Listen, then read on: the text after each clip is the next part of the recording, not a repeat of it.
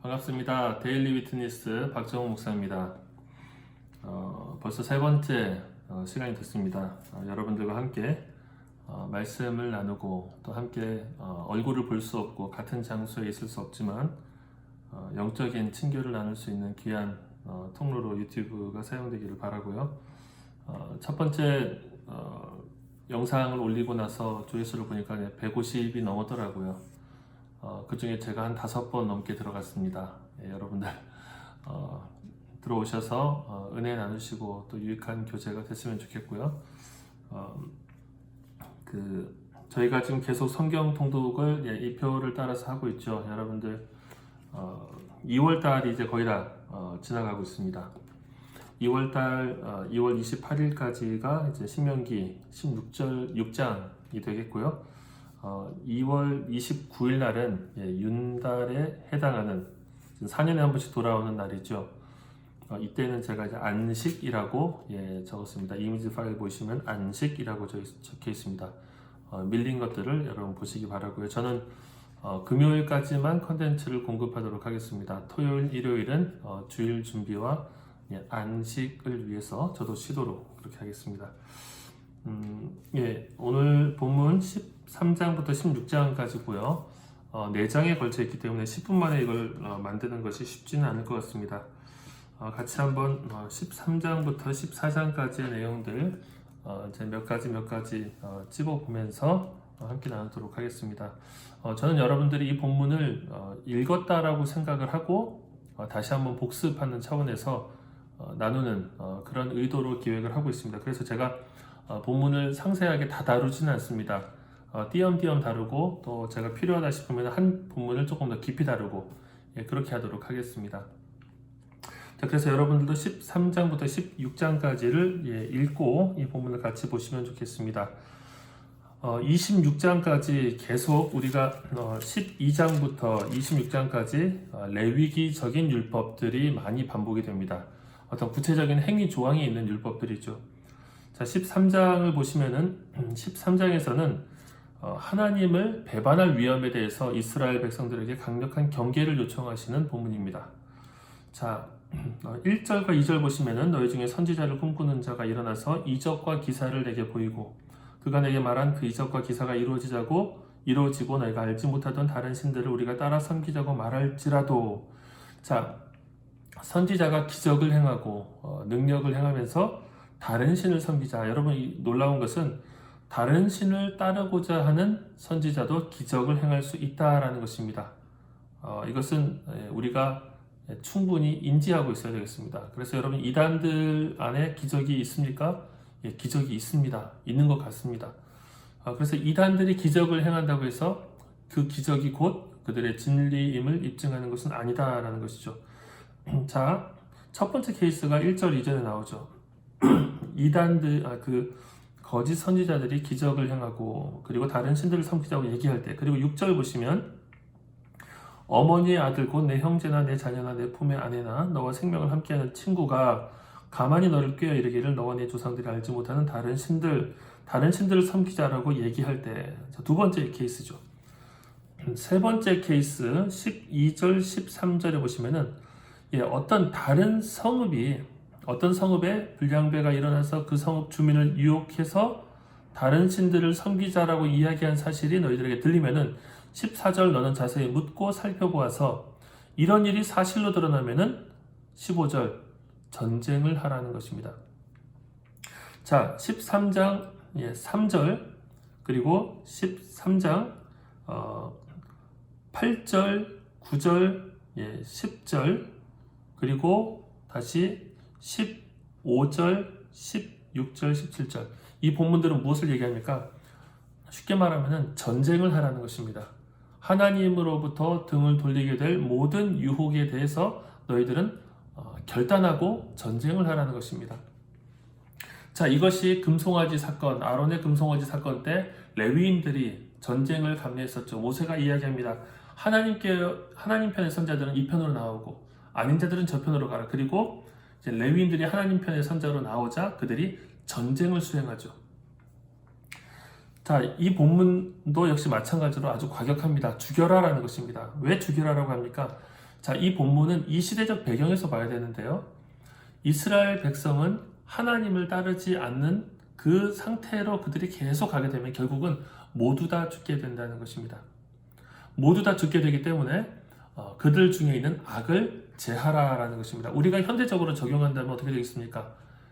우리가 지금 이 공동체 안에서 또 혹은 우리의 삶 속에서 우리의 영혼을 죽게 만드는 우리의 영적인 생명이 우리의 육신의 생명을 좌우하는 궁극적인 잣대다라고 우리가 인정한다면 영적인 생명을 죽게 만드는 일들에 대해서 우리가 과감하게 결단하고 끊어내야 한다라는 것입니다. 자, 그래서 이 본문에 나타나 있는 대로 선지자가 기적을 행한다 할지라도 혹은 나의 가장 가까운 가족과 친척이 유혹을 한다 할지라도 혹은 이웃 마을이 그렇게 된다 할지라도 전쟁을 선포하라 라는 것이죠. 자, 14장 2절이 조금 중요합니다. 너는 내 하나님 여호와의 성민이라. 여호와께서 지상 만민 중에서 너를 택하여 자기 기업의 백성으로 삼으셨느니라. 자, 14장 1절에 있는 이 풍습은 다 이방 종교를 믿는 이들의 풍습입니다. 죽은 자를 위해 몸을 베거나 눈썹 사이 이마 위에 털을 미는 것.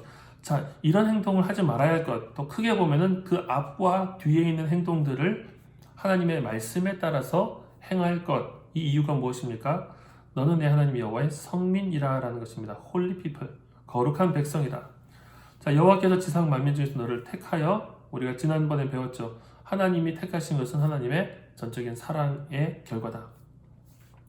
너를 택하여 자기 기업의 백성으로 삼으셨다라고 그랬습니다. 여러분, 자기 기업의 백성으로 삼으셨다, 이게 조금 어려운데요.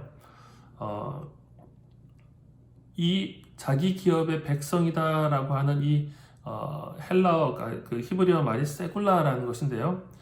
출애굽기 19장 5절에 처음 나오는데 그때 이 본문, 이게 영어로 보면은 treasured possession, 그래서 아주 고귀한 소유, 이런 거죠.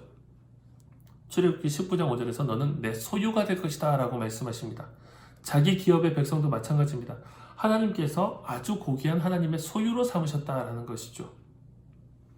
자, 그래서 하나님의 소유된 백성, 하나님의 거룩한 백성, 하나님의 말씀을 따라서 살아야 할 근본적인 정체성과 조건이 여기 있는 것이죠. 자, 여러분, 그래서 우리가 거룩을 지향하고 하나님의 말씀을 따라 살아가는 것은 하나님께서 우리를 거룩한 백성 되게 하셨기 때문입니다.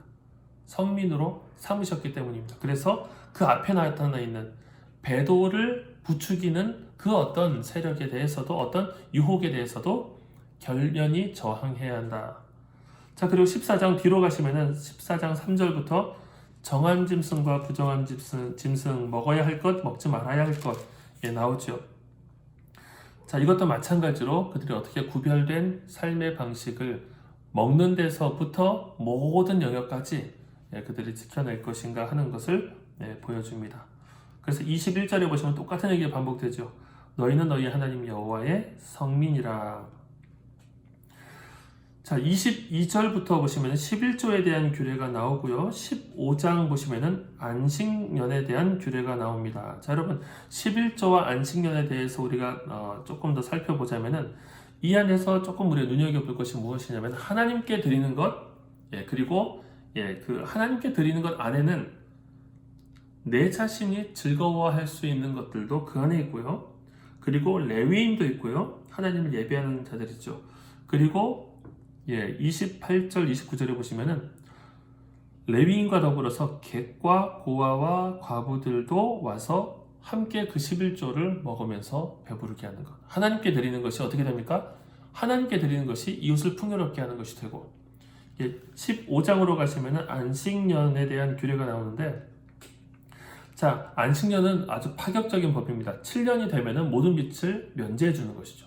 면제해 주는데, 여러분 당연히 그런 생각을 하지 않겠습니까? 6년째 돼서 누군가가 나에게 돈을 빌리면은 1년이 지나고 나면은 못 받겠구나. 자, 9절에 보시면, 15장 9절에 보시면은 삼가 너는 마음에 악한 생각을 품지 말라. 곧 이르기를 일곱째 해 면제년이 가까이 왔다 하고 내 궁핍한 형제를 악한 눈으로 바라보며 아무것도 주지 아니하면 그가 너를 여호와에게 호소하리니 그것이 내게 죄가 되리라. 자, 계산하지 말고 주라는 것입니다. 그들이 궁핍한 상태에서 너희들에게 요청할 때는 계산하지 말고 주라. 자, 그래서 4장 그 4절 5절 보시면은 자, 너희 중에 가난한 자가 없을 것이다라는 하나님께서 선포를 하시는 것이고, 자, 11절에 보시면은 땅에는 언제든지 가난한 자가 그치지 아니하겠으므로. 자, 이게 무슨 얘기입니까? 가난한 자들이 항상 있을 것인데 그들을 너희들이 돌보고 섬기게 되면은 가난한 자들이 없어지게 되는 복을 받는다는 것입니다. 자, 여러분, 하나님께서는 약자와 고아들의 하나님이시죠. 과부의 하나님이시고 빈자들의 하나님이십니다. 자, 그래서 약한 사람들, 사회적인 약자를 어떻게 대하는가? 객과 나그네도 마찬가지죠. 이방인들도 마찬가지죠. 이들이 이 이스라엘 사회 속에서 어떤 대우를 받는가가 하나님께서 보고 계신다는 것이고, 하나님께서 그들을 하나님 당신의 정체성으로 여기신다는 거예요. 그래서 그들을 베푸는 것, 하나님께 드리는 것과 같이 등장을 하는 것이죠. 16장으로 한번 넘어가 볼까요? 16장에서는 세 가지 중요한 절기가 나타납니다. 16장 1절, 유월절을 행하라. 유월절은 우리가 잘 아는 절기죠. 이스라엘이 출애굽을 한 그 역사적인 밤을 기념하는 것이죠. 자, 유월절과 더불어서 유월절의 또 다른 이름은 무교절입니다. 무교병, 누룩 없는 떡을 같이 먹는 날이기 때문에 무교절이라고 하고요. 자, 9절과 10절 보시면 7주가 지나고 나면 77절이라고 있습니다. 77절 곧 오순절이라고도 하고요. 맥추절이라고도 합니다. 자, 그래서 77절과 오순절은 같은 의미입니다. 오순이라고 하는 것은 이제 50이라는 뜻이고 77도 77에 49일 다음 날이 되니까, 자, 그래서 이 77절은 이제 보리 추수를 하는 그때인데요. 그때 또 하나님께서 주신 은혜를 따라서 감사의 예물을 드리고, 자, 그리고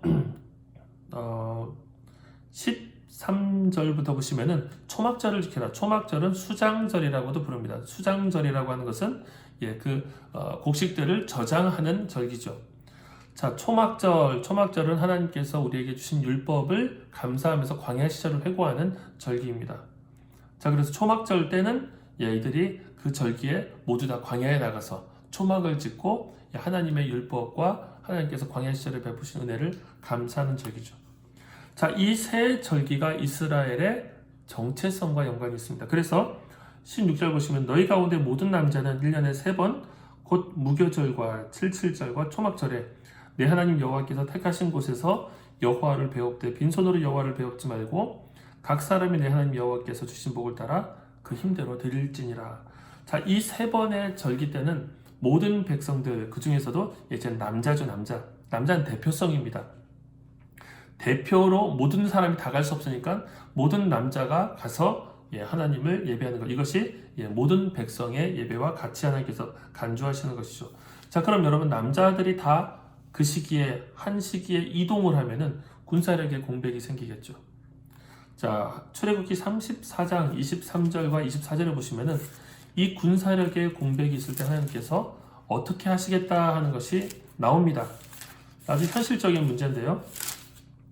자, 34장 23절 24절 출애굽기 제가 읽겠습니다. 22절부터 제가 한번 읽을까요? 77절 곧 맥추의 초실절을 지키고 새말에는 연말에는 수장절을 지키라. 이것이 초막절이죠. 자, 너희의 모든 남자는 매년 3번씩 주 여호와 이스라엘의 하나님 앞에 보일지라. 24절 내가 이방 나라들을 내 앞에서 쫓아내고 내 지경을 넓히리니 내가 매년 3번씩 여호와 내 하나님을 뵈려고 올 때 아무도 내 땅을 탐내지 못하리라. 자, 하나님께서 붙드시고 지키신다는 것입니다. 이 시간과 이 장소를 하나님께서 당신의 영역으로 지켜주신다는 것입니다. 안타깝게도 우리는 하나님께서 약속하신 모든 복을, 하나님께서 약속하신 보호와 번영의 약속을 이스라엘이 누리지 못한 것을 알고 있죠. 자, 이 말씀들은 지켜지지 않았다는 것입니다. 그들의 중심의 결단을 통해 가지고 말씀을 붙들고 그 은혜를 누리지 않으면은 우리도 마찬가지입니다. 하나님의 말씀대로 살지 않아도 살아 지내 하는 경험을 하는 것이죠. 이것이 참 위험합니다. 우리의 생명은 떡에 있지 않고 하나님의 말씀에 있다는 것을 우리가 믿고 살아가는데요.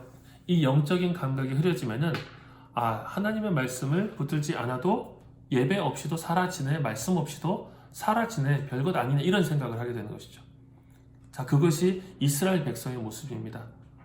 여러분, 그래서 우리가 이 시기에 예배를 드리지 않고 주일날 우리가 인터넷으로 예배를 드리면은 소홀하게 예배를 드리기도 쉽겠죠. 다른 인터넷 컨텐츠를 보듯이 다른 컨텐츠를 보고 소화시키듯이 예배를 본다라는 개념이 되고 컨텐츠를 소화한다는 개념이 되면은 여러분, 그때는 우리가 그 유익을 누리지 못합니다. 예배는 보는 것이 아니라 드리는 것이죠. 그래서 여러분, 우리가 주일을 준비하면서 예배를 드릴 때 비록 우리가 공간으로 예배당에 와 있진 않지만 우리의 중심이 각자의 처소에서 더 깊은 사모함으로 하나님을 향하여서 올려드리는 예배가 되면 좋겠다. 그런 생각을 합니다. 제가 한 책을 소개해 드리려고 합니다. 존 파이퍼의 하나님께 굶주린 삶이라는 책이 있죠. 이 책은 금식에 대한 이야기, 그리고 금식보다는 조금 더 영적인 자세에 대한 이야기를 하고 있습니다. 제가 첫 번째 영상에서 수요일 날 나눈 것처럼 우리가 이 사순절을 율법적 절기로 지키진 않지만 우리가 예수 그리스도의 고난을 기억하면서 십자가의 순환을 기억하면서 우리의 삶에도 이 고난을 통해서 주님께서 이루신 일들을 함께 참여하고 누리는 그 의미를 되새기는 그런 시간이 되면 좋겠다 얘기를 했는데요. 저는 그 중에서 금식을 이 책을 통해서 함께 좀 생각해 봤으면 좋겠습니다. 존 파이퍼가 이런 얘기를 합니다. 책에 보면은 하나님을 향한 굶주림의 가장 큰 적은 독이 아니라 애플파이다. 조금 더 나아가면 이렇게 얘기합니다. 성인용 비디오가 아니라 밤마다 황금 시간대에 애청하는 시시한 볼거리들이다. 핵심은 이것입니다. 천국을 향한 우리의 욕구를 무뎌지게 하는 것은 악인들의 잔치가 아니라 세상의 식탁에서 끝없이 주워먹는 부스러기다. 자, 그리고 우리가 하나님을 어떻게 사모할 수 있습니까? 그것은 하나님을 더 사모하게 하는 우리의 어떤 영적인 훈련과 어떤 모임과 이런 독서와 기도 속으로 들어가는 것이 한 가지고요. 하나님을 어떻게 사모할 수 있습니까? 또 한 가지는 다른 대체 만족제들을 포기하는 거예요. 유보하는 것입니다. 그래서 가장 우리 신앙의 선배들이 즐겨 사용했던 것은 금식이죠. 생존을 위해서 우리는 늘 먹어야 되는데 생존을 위해서 먹기도 하지만 기쁨을 위해서도 먹거든요. 이 즐거움을 유보하면서 본질적인 즐거움을 유보하면서 우리 영혼의 본질적인 기쁨을 하나님 앞에서 상기하는 것이죠.